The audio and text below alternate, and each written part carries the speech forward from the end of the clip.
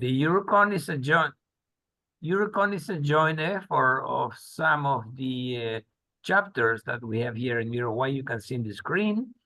And the idea is to promote this event. So for those that are far away, I saw some people from India register. This is Uruguay, that is not Paraguay. Sometimes we get confused with Paraguay, but we are different.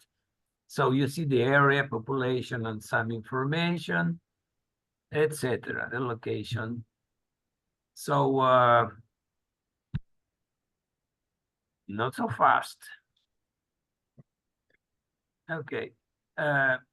This is the location for the conference. You see, this is the municipal building where the mayor lives, and we have plenty of rooms for our conference.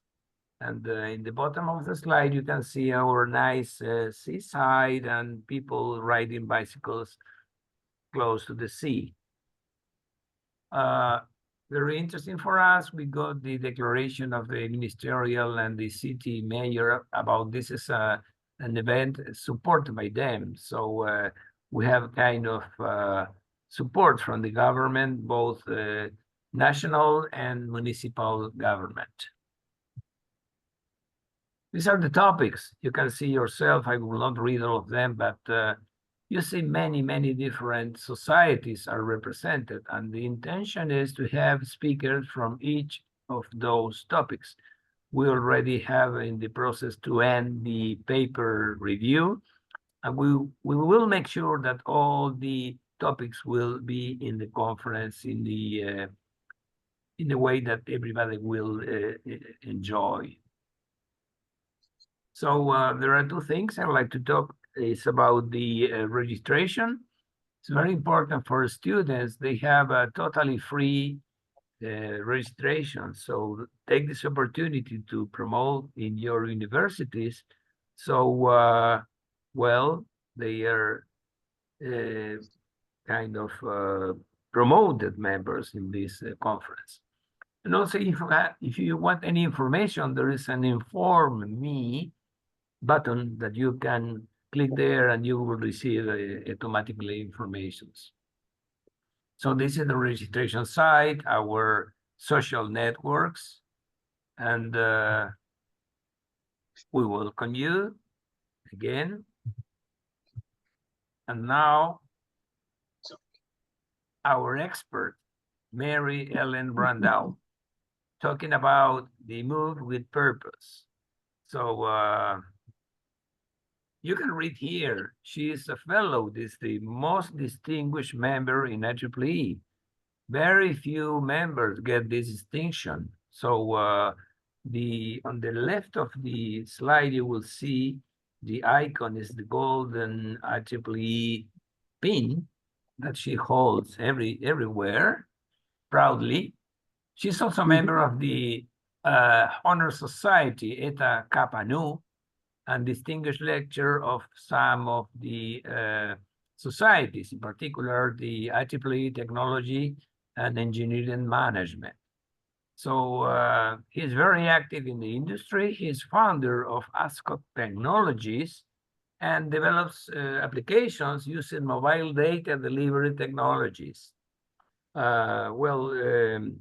She had management positions in IBM and many different applications. So she's a real expert. And she served in the board of directors, treasurer, vice president MGA, Region 3 director, and the Women in Engineering Committee.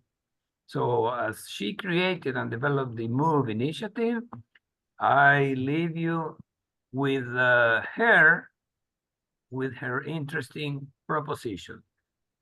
Go ahead, Mary, you're welcome.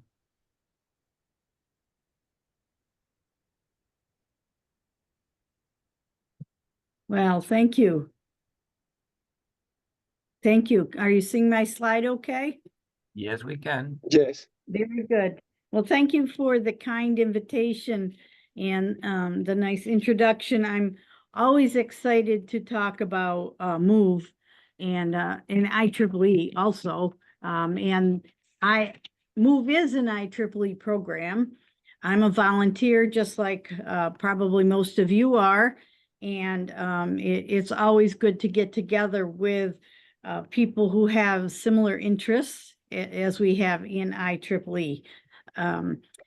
So I'll tell you a little bit about how it started and how it works, how MOVE works. And it is a humanitarian program. And since you know what IEEE is, I suspect, and know that we're really over 421,000 people now, but our tagline or our mission is to advance technology for the benefit of humanity. That we created this special disaster response program, and it started with a vehicle and a bunch of people, and it was called MOVE. And what it stands for is Mobile Outreach Using Volunteer Engagement. And what we found were that there were disasters all over the world, as you would guess. And in watching hurricanes, which I think it was Felix just mentioned, one came through Puerto Rico yesterday or the day before, or both. These storms come with very high winds. They come with flooding a lot of times. They take out the power, they take out the communications. They make it very difficult to get help to people, and they often affect very large areas. So in the example Felix was mentioning before we started, I think there are 500,000 people who have no power in Puerto Rico right now from one storm. And it will take a long time to get that back to everyone. And we found that happens also in the mainland US. Depending on where the storm comes, it can hit a large group of people, impacting, taking out their homes, making it difficult to feed them, to get basic human needs to them, and so on. So it is, we saw a need for IEEE members and volunteers who have so specialized skills, who can solve all these problems with power and communications and so on, that if we could bring our skills out into the disaster area, we could make people's lives better, and we could help with the response and correct, some of the deficits, at least in temporarily, and why the power companies and so on would get it back, the things back to the communities over time. So we started it in the US just because it was, it needed to be piloted, it needed to be tested. And when we first started talking about it, people didn't think that we would be able to safely put volunteers out into a disaster area or an area where a disaster had just taken place. They were worried about safety. How were we going to feed the people? How were we going to house them, and so on? And I'll explain how we went through some of these things in the process of building the program. But we are also expanding into other disaster areas. India is one of them. Puerto Rico, we actually have a MOVE team in Puerto Rico, and we have pre-positioned communications and power equipment in Puerto Rico to try to help with the response after the storms. So we hope to expand that further into other parts of the Caribbean as well. But the goal of the program was to engage our members in something that was very meaningful. And so helping people when they had sometimes lost everything, their home, all their belongings, it can be quite a desperate situation. And we thought that if we could get in there and solve those problems or help solve those problems, that's what engineers and technology professionals like, right? We like a good problem. We want to go in and solve it. We want to put our creativity to work. So we wanted to engage the members in something meaningful. We decided that satellite or disaster relief would be a good area to help.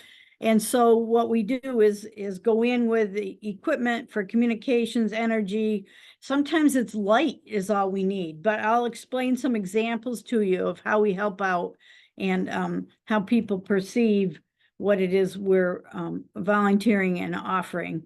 And luckily, we don't have a disaster every day. So when there isn't a disaster, we thought we have this, it started with a truck. We have this big truck, and you can see it on the bottom right side of my slide. That big truck, we take it to schools, and we take it to science festivals, and we take it out where the public is, and we explain what IEEE members do, how we help in disasters, what kind of technologies we develop or we research or we standardize or whatever it is that we do as IEEE members. And we find it's a good educational aid for all ages to talk about solving a particular problem. So we started in late 2013 to discuss it. We held focus groups with survivors from some pretty big storms. Then we designed the truck over 2014 and 2015, and we had it professionally built, but it was IEEE members got together and designed it. It was delivered to us in March of 2016. So now we are in the US part, we have a national agreement with the American Red Cross, and we deploy with them most of the time when we deploy. And what that means is their mission and our mission line up very well. They match very well. So the Red Cross's mission is to alleviate human suffering, and ours is to advance technology for the benefit of humanity. We go in when there is a disruption in this, and we apply our skills to help plug that disruption. And we actually are skilled in both all of the equipment that we have on the move trucks, but also all the Red Cross equipment. So we've made a partnership with them. We train on their equipment. We deploy with them, and in return, they shelter and feed our volunteers. And that enabled us to get into the disaster area in a safe way, so that our volunteers would be cared for in adverse conditions. So our first deployment was only 3 months after we got the truck. I have 35 here, but I think we're up to 38 right now. And we expect that our Puerto Rico team will be deployed today or tomorrow with the Red Cross in Puerto Rico. In a given year, we usually have 200,000 or more people see our trucks or go to see us at science festivals or at conferences or other venues. So we are always trying to be in the public eye when we're not at a disaster. And as I said, we have expanded into India and Puerto Rico, and we wish to expand even further. And so we have a process that we go through in evaluating where else we might be effective. And we share the information that we've learned amongst all the MOVE groups that are IEEE. So if you'd like to learn more about the program, move.ieee.org will give you more information on it. But I'll also give you my email, and feel free to contact me if you have additional questions. I'm happy to do that. But the program itself, again, is community outreach. On this slide, you see 2 trucks there. We now have 2 trucks. One of them was donated by Cisco Systems, and they also give us a lot of networking equipment, and I'll talk about that. We can remotely manage the networks on the trucks, and I'll talk a little bit more about that as we go on. It is a relief program, and we help the victims, or we help the people who are helping the victims. So in other words, when we set up the satellite communication for the Red Cross to use, or the police to use, or sometimes even other emergency responders use it. That is our way of getting to the victims ultimately. We do the STEM outreach, public visibility. As I mentioned, we have, this is probably a low number of members who are involved in it today. We run the program by volunteers. We make all the decisions on it, and each locale has a robust team. So one locale being India, another one being Puerto Rico, another one being mainland US. And then again, we hope to do even more. And we're funded by donations. So our capabilities are, let me see if high-speed satellite internet uplink, so we can provide Wi-Fi internet access. And we actually have both the geostationary satellite, and also we have the low Earth orbiting satellite solution. So we have two at the moment on the trucks. We have a high-speed managed network switch, which again was provided by Cisco. And that's very helpful when the people who go with the truck are very busy setting up equipment on the ground at the disaster. We have other volunteers on the networking team who can then make any kind of modifications or manage the network, see how it's running and so on remotely using that equipment. We have wireless access points so that we can use that for office and for field site support. We have diesel generators in each truck.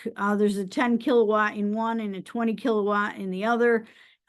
We have solar arrays on the top, and we combine both the diesel generator power and the solar panels in order to keep us running for a long period of time. And I'll talk about that a little more too.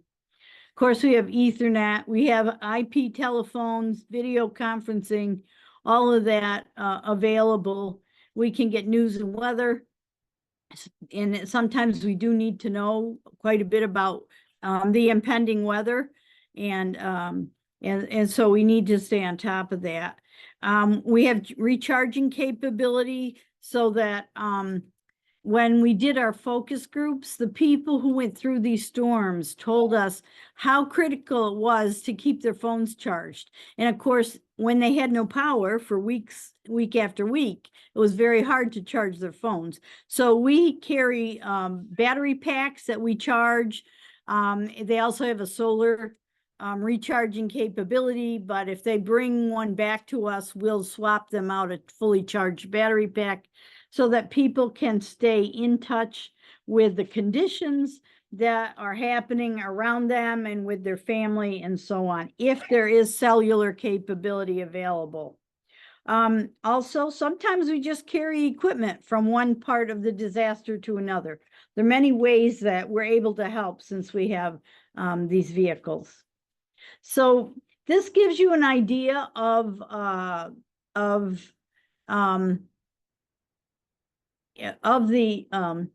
excuse me, I'm going to try to, I don't know if you can see the whole slide or not, but this is okay, good. This is a cross section of the original truck, which is the one that we designed and developed ourselves.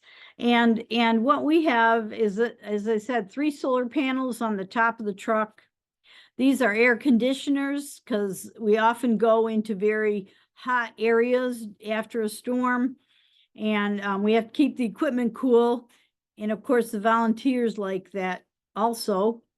Inside the truck here in the middle, we have 2 equipment racks available. And I'll show you some pictures of some of the equipment we have. We have a satellite dish on top, which is in the stored position here. We have a radio console that's in the cab way up here in the front, and I'll show you a picture of that. We have storage bins throughout the underneath the work area in the truck. We have a generator that is stored in one of those storage areas.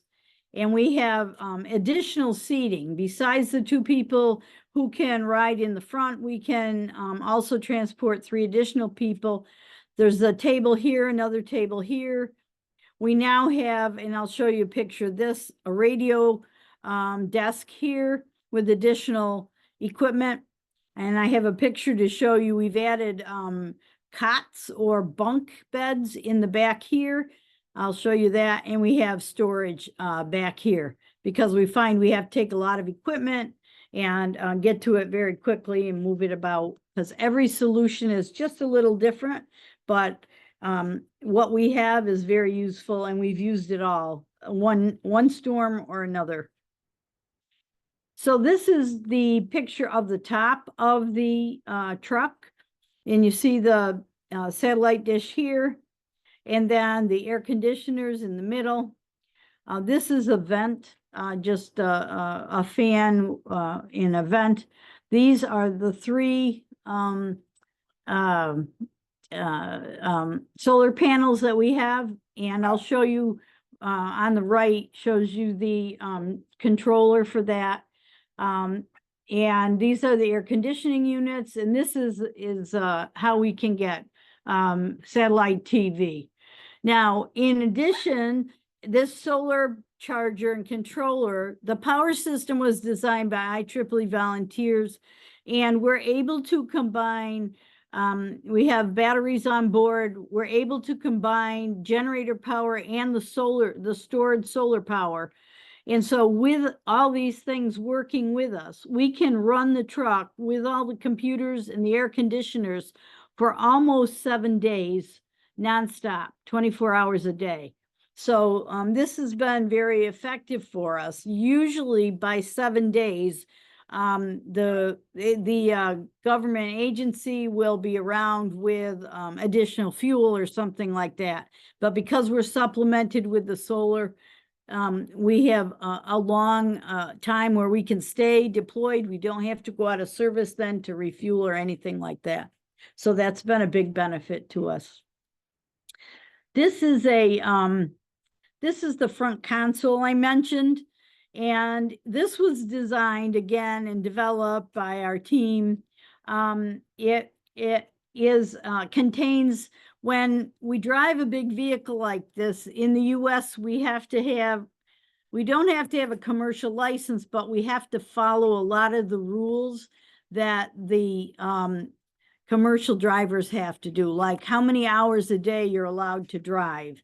They don't want you to get excessively tired. So we have to log our time. That's what this panel in the top is right here. That tablet, we use it to log our time. And if we were to be stopped by the police or something, they would check and make sure that we were taking breaks when we were supposed to, and that we were adhering by the rules of the road, the laws governing the road for safe operation. And some of those rules get relaxed during a disaster time, but other ones are not. So this is very helpful to keeping us safe and so on. So it's secured here. All the drivers have an account. When they drive, they get in, log in, and keep track of everything that they're doing. We also have what's called FirstNet. It's a prioritized cellular data system, if you will. And so we have actually 2 cellular providers. We have their data solutions with us so that when we're on the road, we can do this. We don't have to put the satellite dish up. And so we get some internet access while we're moving. Sometimes we have to drive 3 days to get to the disaster. Sometimes it's around the corner. You just never know. And so we're set up for all eventualities. These are the switches, accessory switches. This is our messy storage box here where we put everything that we need when we're traveling. We do have speakers we have amateur radios and CB radio. We have a system, again, that our members developed using Raspberry Pi, and it monitors the systems in the back of the truck, so we know what is happening back there. And they can see it right from the front seat. Let's see. I think I mentioned the radios there, so. And then this is the interior of the original truck. And you can see we have table, they're removable, or we can get them out of the way if we need to. These are the chairs. There's another one over here on the left and another one on the right. And these are, they're to a specification so people can actually ride in there safely with a seatbelt on, and they can use the monitors or work on their computer, whatever, as we're going down the road. This is the cab here in the front that you can see. And on the right here, we have, this is a relatively new addition, a communication console, and we have not only amateur radio and CB and so on in here, but we also have an emergency responder radio. So we're tied into the emergency, the fire, police, the state, communications and so on. And so we can monitor, and we can also call for help if we need it. So that's a relatively new addition to this particular truck. Also, I mentioned we have, these are bunk beds, we call them. We found that when we were going to the disasters, there were times when we needed to run the equipment 24 hours a day. And our teams didn't want to leave the equipment unmanned, so they had cots in there, and they were sleeping in cots. Well, when folks at IEEE heard about that, the volunteers, they wanted us to be able to give them a little better sleeping solution. So we built these bunks, and they have a shelf up here at the top, so you can see they can plug in their phones, any equipment that they need to recharge, things like that. And we have storage under the beds, and we use that. This gives you an idea what it looks like with the satellite dish deployed. And over here on the right, this is the interior, one interior view of the truck that Cisco donated to us. And this one has more of a conference room setup, but it also has a control panel setup behind it. So it's each one is configured a little bit, laid out a little differently, but they have similar equipment in them. So this is in one of the racks for one of the trucks. And here we have satellite internet, the controller for that. You can, it's a push button, and itself points to find the satellite, which is very handy when you're in an area that you're not familiar with, and so on. And as I mentioned, we can plug in IP phones if there, a lot of times there's no cellular connection where we go. The towers could be laying on the ground. They could have been ripped out by the wind. A lot of things like that happen and after a storm. And so being self-contained with this communications equipment through the satellite is very helpful. In this particular, this is our networking switch up here. And then we also have the Cisco Meraki equipment, the two bottom gray boxes here. And that is what they've provided us, would give us remote management of the network capability. And as I said, sometimes we send only 2 people with the truck. We usually try to send at least 2. Sometimes we send 2, we've sent as many as 5. We've had multiple trucks deployed with different teams in them. And we've also had people who deployed without the trucks to try to help move volunteers. And but if the people who are with the truck are very busy setting up equipment, helping with the situation there, running cables or whatever is needed, then team members who are at home can then remotely access the system and make changes or monitor it and so on. So as I mentioned, that in the focus groups, people wanted us to be able to charge cell phones or assist with that. And being worried, we didn't want to take possession of their cell phone in case we had to move on. So instead, we carry a supply of battery packs that are fully charged, and we pass them out, and then we recharge them as needed. On occasion, we have also charged the phones. If the Red Cross, they bring their equipment in cases, and they might bring in a whole case of phones and find out that they aren't charged. We can do all those at once as we're working with them. So there are several ways that we can use this. This is just a picture of the smaller of the two generators, and it is underneath stored and installed in the truck. This gives you an idea of the kind of public visibility and STEM events that we do, STEM being science, technology, engineering, and math. On the upper left, this is an event that happens every year called the Atlanta Science Festival, large city in Georgia. They have a huge event there, and we go every year with the truck, and the section also provides hands-on activities for the young people. And so they do the activities, they get excited, we take them in the truck, we show them what we do there. Some of the activities involve the truck. Some of them involve exercises that are around a truck. They've raced trucks with wind, little tiny cars and things like trucks like that. Different ways that we can use the truck theme. On the right, the truck was visiting a school, and these were the students who had come to visit it, and they also did hands-on activities before that. And at the bottom, this was a high school group that came to visit the truck, and they also we explained to them what STEM careers are about, and how important it is for them to study science, technology, engineering, and math. This is at a deployment, actually, after a hurricane. This is the Federal Emergency Management Agency in the US, and if it's a large disaster, they take control over it.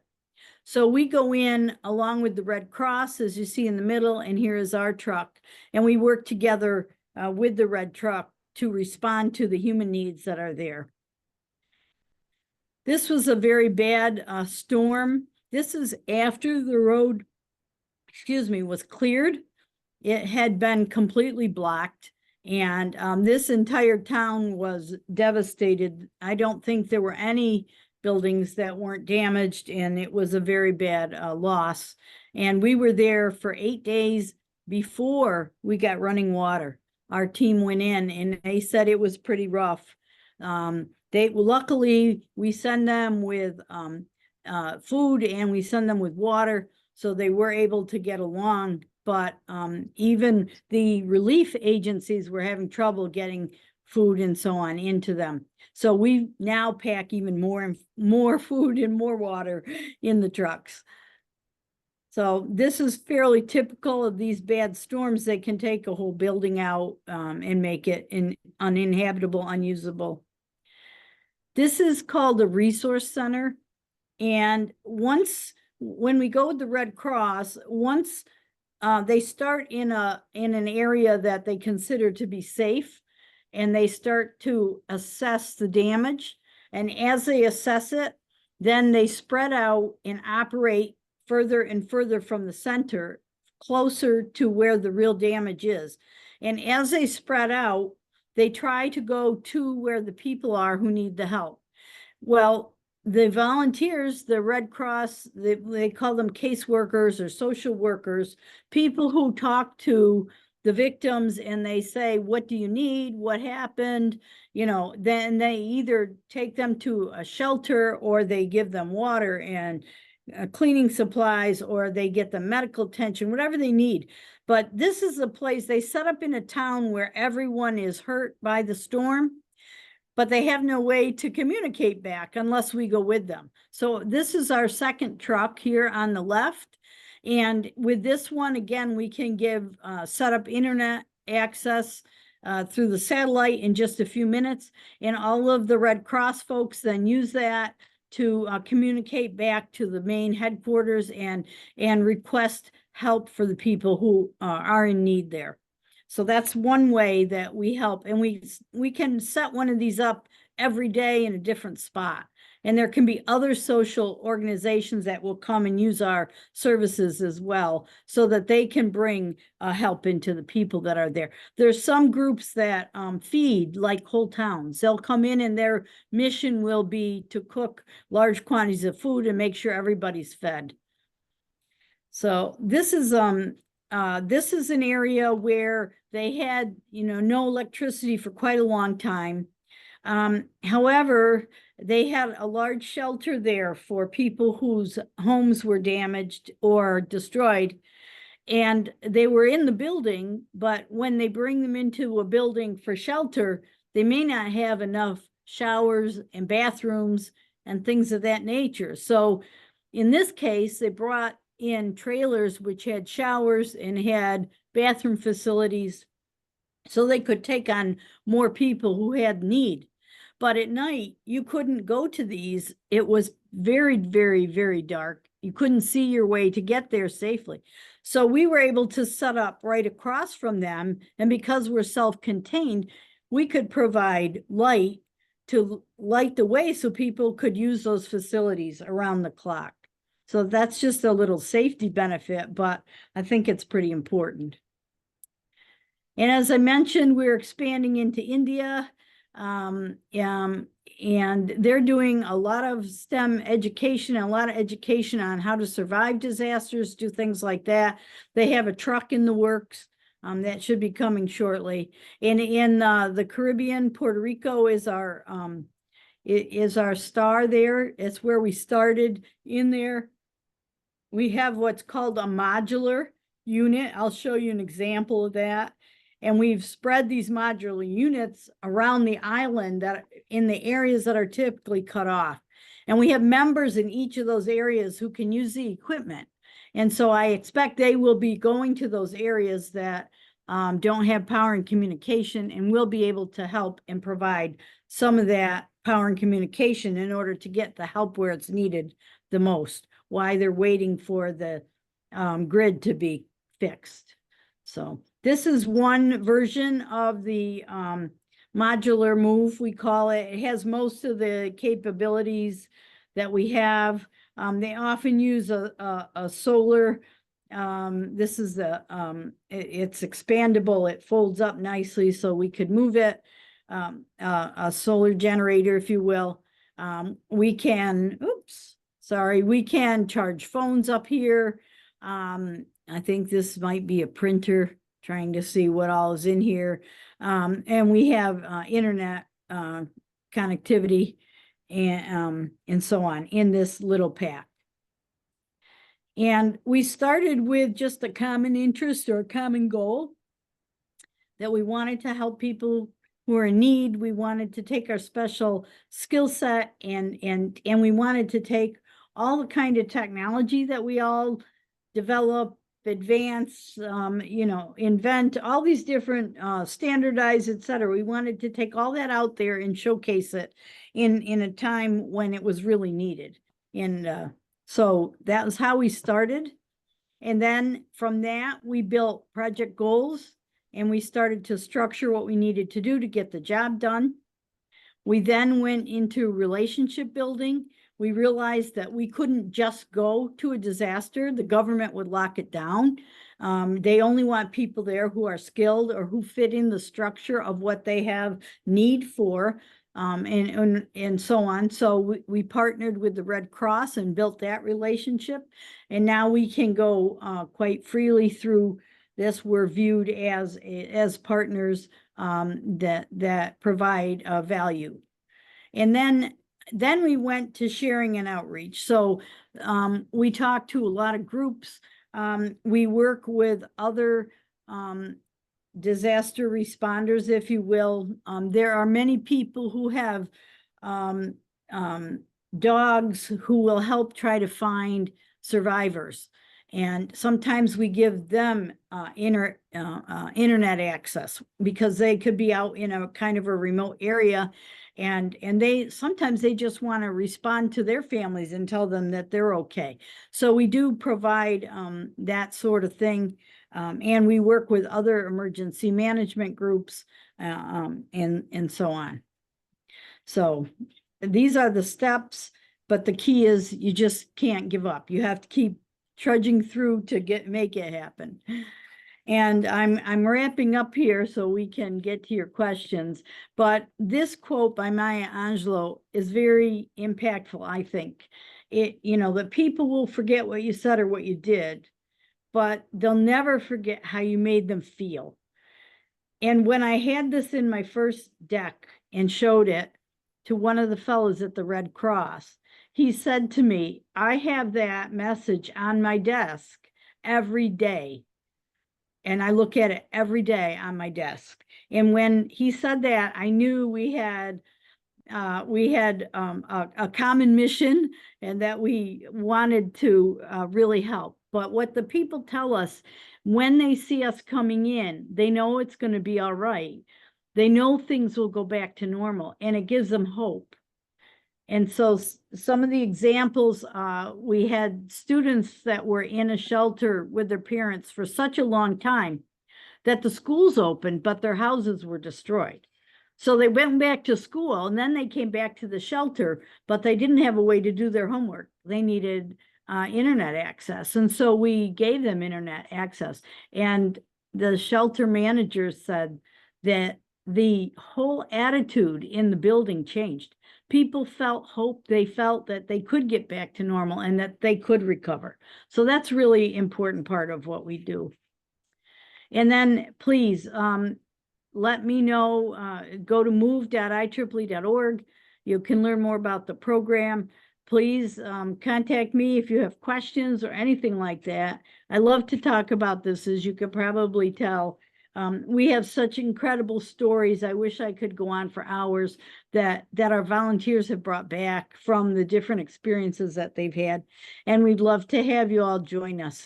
So thank you so much. Gracias. Thank you, Mary. Let me see if we have some questions here in the chat. Let me see. Otherwise, I have some for you. Okay. While we wait for other questions, I wonder, you provide a Wi-Fi connection to internet using the satellite system on board. But what about a longer distance than Wi-Fi, like a wide area or Tetra for the security people in the fire system, fighters and things like that? Is there any chance to, or is there any need to have a broader area coverage for the internet services that you provide? Well, we typically are not the only internet service provider, right? Okay. Right. So we're trying to plug a gap in the service. So immediately, once the storm goes through, the power companies come out and try to get the power back everywhere. The cellular companies go out and they try to get the cell towers back so that people can at least get internet through that. We tend to work in a relatively small area, but we can expand it. We have we can do a kind of a mesh network and expand it even further. But that is, but we're most often asked to provide it in a small area, but then to move it to another small area. Also, the Red Cross, they have satellites and equipment, but theirs is shipped in. So they have to wait 2 or 3 days in a lot of cases to get the equipment in that then can be set up more permanently. And so we're like the first line of defense, right? Because we can roll in and in 15 minutes, we have everything running. But when they have to ship in the piece parts and put it together, it takes them a number of days to get some things working. So that we work together and figure out where we're most effective, and that's how we solve the problems as a team. All right, fully understood.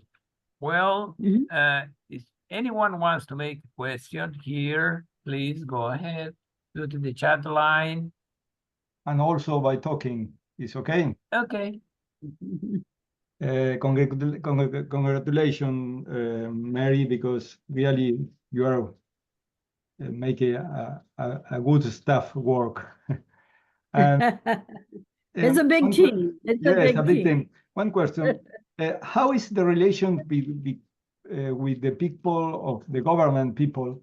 Because in some manner you are doing some task that is responsibility of the staff government.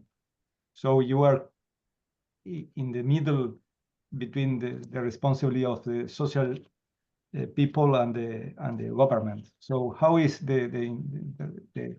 how they perceive your participation in the road? Well, that's a really good question, and that varies in every country. And sometimes it varies. In the case of India, it varies by each state in India, how the disasters are managed. And so in the US, FEMA runs the big picture, and they make help at the macro level, if I could say that. At the very high level, they make sure things are all being addressed and so on. And then they work, but they also recognize the importance of what we call non-governmental organizations like the Red Cross. And the Red Cross focuses on specific people's needs. And so we've lined up with the Red Cross because we don't want to conflict with anybody, right? We were trying to find a niche that was not completely serviced. And so what we found is that the government will give, the Red Cross will set up their networks. It might take them a few days to do it, but then they don't give internet access to the people who are sheltered there or something. They may let them get a message to their relatives that they're safe or something like that, but they don't give them internet access. We give them internet access. If they're in a shelter and we're nearby, we open a network for the people. We have a different one for the Red Cross and another one for ourselves, right? And so on occasion, the police will use ours. FEMA actually used ours. They were in a situation where they couldn't reach their satellite connection and ours did. So they utilized ours for a brief time until they got things going on their end. But so, you know, when you're in a disaster, you work with the other partners, and we try not to interfere with the other partners. We try to find our level, which is helping the people who will be the last to be served, if you will. And so another question, how is the safety of the people that works in that stuff? Because I suppose in a disaster, the people needs eating, water, things, depends the country, no? And you have a lot of technology, you have a lot of values, and how do you work? You have the support by the policemen and the people, the authority. yeah. Well, and that's another really good question, because, and these are all things we had to struggle with when we first started, because we didn't know if we could get our people fed and housed, and could we get into the area of the disaster? When should we go in the disaster? Is it dangerous? We typically do not go before it comes. So in other words, I'll give the Puerto Rico example. We have equipment in Puerto Rico, but the people who are going to operate it are all sheltered in hopefully a safe area. The equipment is in a safe area. Once the storm goes through, we bring the equipment out, and the people who are not impacted by the storm can go out and help. And so it's similar to that in why we partnered with the Red Cross was they shelter large numbers of people, tens of thousands, sometimes more than that. And so we can go with their workforce and be sheltered and fed and things of that nature. But we typically stay at a safe distance and then go in after the storm. However, the storms move and they don't go exactly where predicted in several times. We've had to move the truck. We put it in what we thought was a safe distance. The storm changed track. We had to move it. And then we had, or we pre-stage in an area, again, a safe distance away. But as soon as it's through and it's determined it's safe enough for relief workers to go in, that's when we go in. And we work, the Red Cross has a lot of people doing disaster assessment, they call it. We also have, sometimes we have to drive 3 days to the disaster.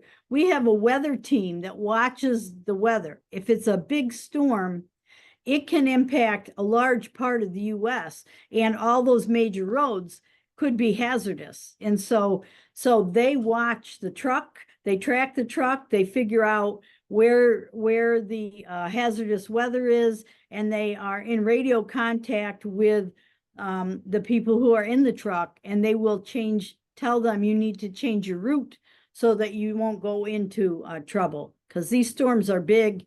And as I said, they're not always real predictable. So we use all those things, and those are other ways we engage our members. We have a radio team that makes sure we always have radio contact of different types. We have a weather team that watches the weather from a safe distance and contacts the team that's actually deployed, and they all work together on this. So it's it takes a lot of people to make this work, and we do try to keep them very safe, and by going in after the storm has gone through, but as soon as we think it's safe to do so.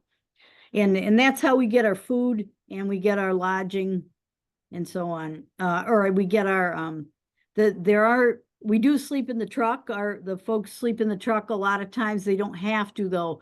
A lot of times the Red Cross will have a shelter for the Red Cross staff, and they will put us in that shelter as well. So we work with all those partners to solve it. And it's different. It's going to be different in every country. That's why this isn't just a equipment giveaway kind of program. We have to analyze what we're doing, who to partner with, what kind of storms are they, what kind of equipment would be best to respond to it. And it does vary by the locale. So there's a lot of analysis that goes into it. And it's very interesting to see how to adapt this in different parts of the world. So. Well, the hurricane season is just starting. You'll have a lot of work from today. Yes, I would like to ask Felix Bonet, maybe he can give a little vision of the situation. Maybe he can join the team. So I'm asking him to unmute. Felix? Yes. I am here. Yes, I wonder if you have anything to comment, or maybe you want to volunteer for the move track that is already in Puerto Rico. I don't know how far are you from the area that the move is now, today? It's not hard to be close because Puerto Rico is very small. So okay. I'm close. I will be always close to any disaster in Puerto Rico. Yes, the local sections there have a team, and they train together, and we don't actually have a truck in Puerto Rico, but we have 3 sets of the modular equipment there, and the local section can get you connected. Okay. Mary, which is the investment budget of one truck and the operative budget of one truck? Well, that's a good question. It varies a lot with how we equip them. So the truck in in India is really going to be a large, what we would call a van here in the US that fits better in their road system, and it will, we will put modular equipment in that particular vehicle. And so that's, of course, the prices are different everywhere, right? But a Maximum, large, which is the maximum? think of a large van. Well, one of the one from Cisco, they gave it to us for free, right? So that's the best kind. So if we can get partners in industry who have equipment that they can help us with, that helps. We've done it over a 8-year period, so it's hard to say. But we do operate on a very low budget, because when we go with the Red Cross, if we stay overnight in a hotel or something, they pay for that. That's our agreement with them. Okay, so you are Okay. Yeah. So almost we an arm of Red Cross. right. We're also Red Cross trained so that we can do both, right? And Okay. so, but we maintain all the trucks. We fuel them, we insure them. They are IEEE assets. And so IEEE owns them. And we do the care and feeding and take care of them. So, but again, every place is different, how who you would work with. That's part of the analysis before setting up the program. And remember, it took us 2 years to figure that out, even for the first truck. Okay. But we do a lot of work on it, volunteers, so we try to do it economically. Thank you, Mary, for your interesting talk and answers. And if somebody else has other questions, please go ahead. Don't be shy. Going once, going twice. All right. Thank you so much, Mary Ellen. Hope to see you soon, and wish a lot of Yes. success of your initiative. Thank you. Thank you so much. Thank you very much. Thank you very you. much, Randall. Bye-bye. you. Bye-bye. Bye. Bye.